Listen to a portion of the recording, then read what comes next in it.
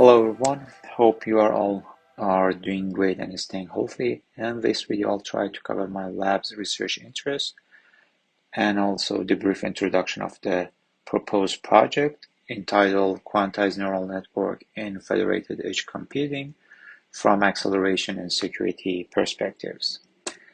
I'm Arman Roohi, an assistant professor in the School of Computing at the University of Nebraska-Lincoln. I'm also a director of the Intelligent Device to Application or IDEA Research Lab.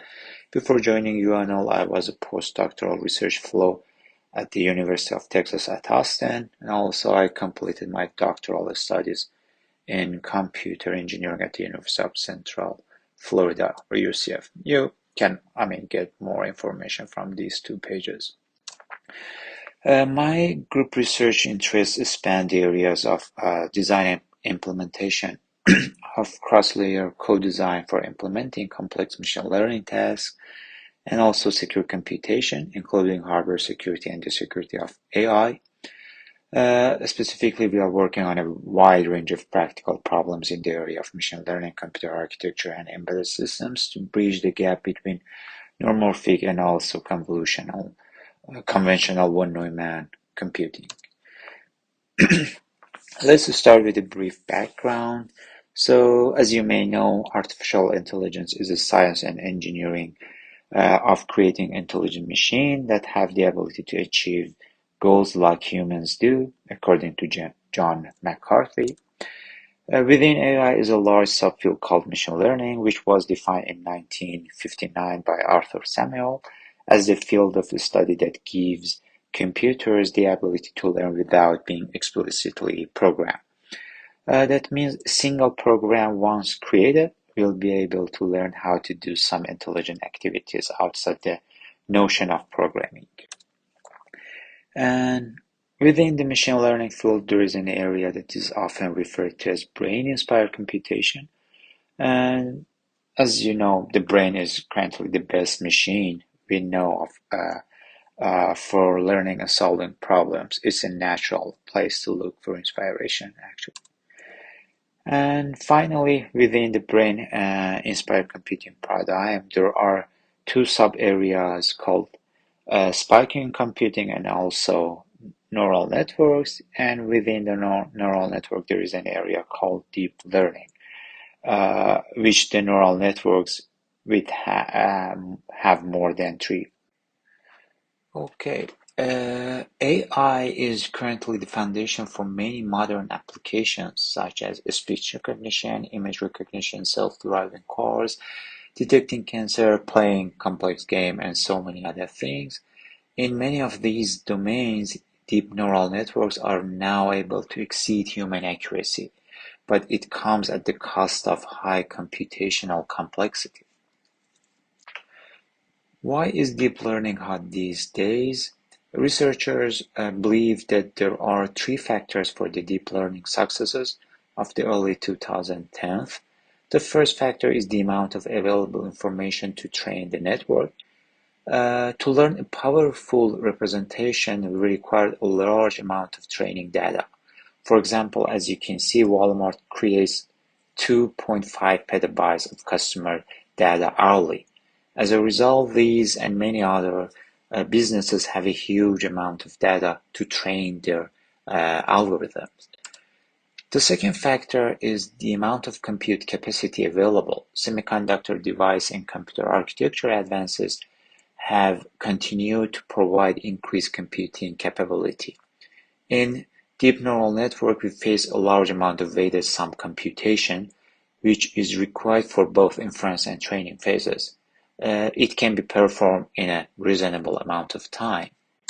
And the last one, third factor, is the evolution of the algorithmic techniques that have improved accuracy significantly.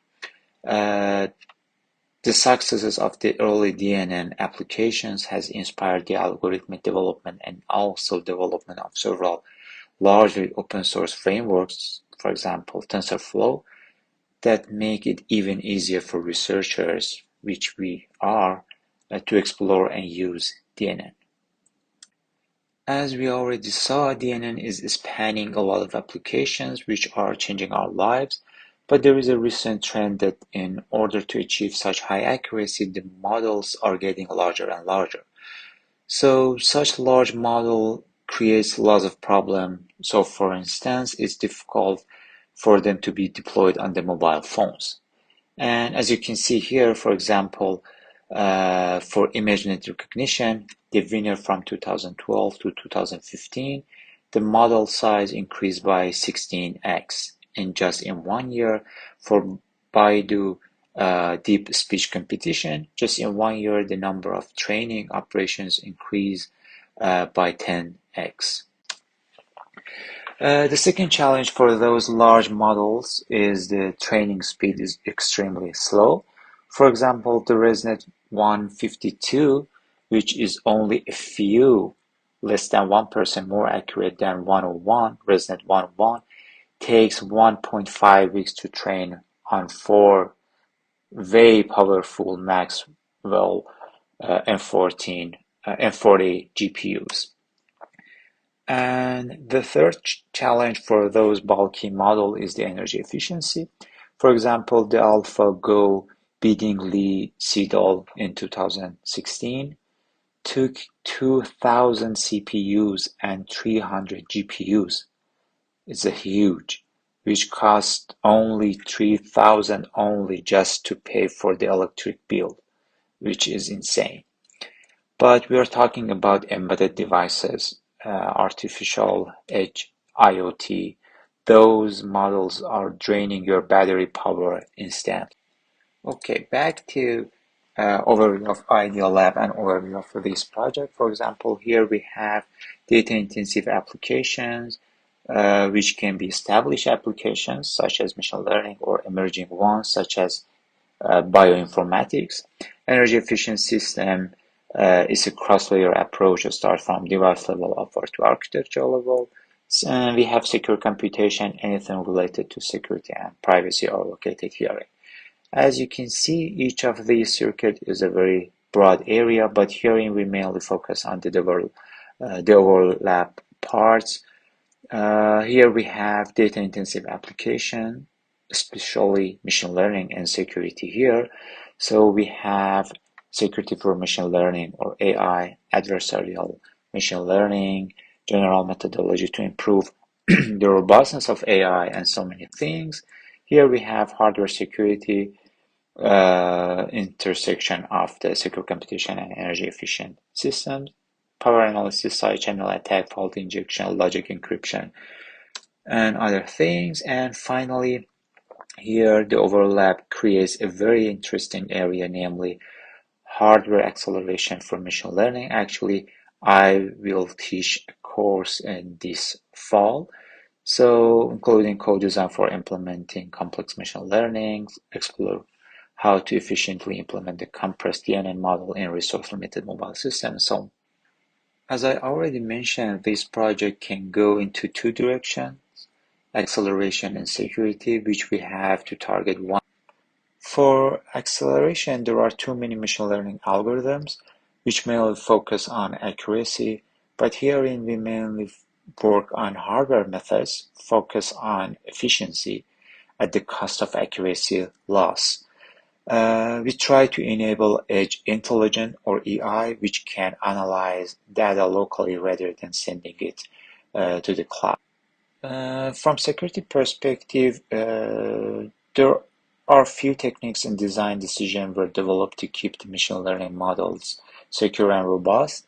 Here we have to target two types of attacks, physical perturbations and memory-based or bitfoot attacks. Adversarial example or attacks involve generating slightly perturbed versions of the input data that fool the classifier, but stay almost imperceptible to the human eye. This is an example of physical perturbation. As you can see, the input is the target stop sign, but after applying some noises, the machine detects it as a speed limit instead of a stop sign. And this is are some prerequisites to do this project smoothly. FPGA and hardware coding skills, including VHDL or Verilog, sorry, uh, Python or C++ or C coding skills, good understanding of machine learning, theoretical analysis or application experience with an emphasis on deep neural networks. That's all. Thank you so much for watching this video, and please check these two websites and send me an email if you're interested in working on this project. Stay safe and goodbye.